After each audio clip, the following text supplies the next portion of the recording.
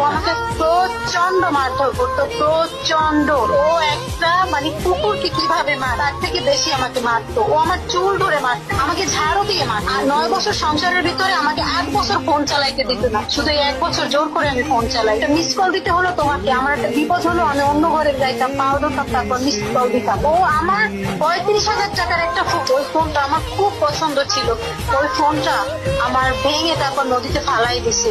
জানেন আমি পাগলের মতো লাভ দিয়ে তারপর খুঁজছি, খোঁজার পর ও পাইছে, পাওয়ার পরে আবার ফালাই দিচ্ছে। ও আমাকে কোনো ক্রিম দিতে দিত না, ফেজে কোনো স্নো দিতে পারতাম না, একটু সাজগোজ করতে পারতাম না, কোনো জুতো কিনতে পারতাম না। আমার জুতোগুলো ছিঁড়ে ফেলতো, আমার ব্যাগ ছিঁড়ে ফেলতো, আমার কোনো শখের জিনিস ও রাখতো না।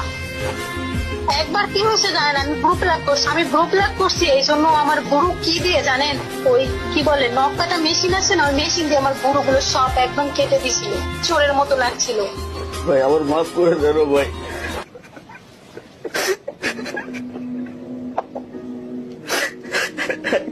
ফিরে আসো ভাই।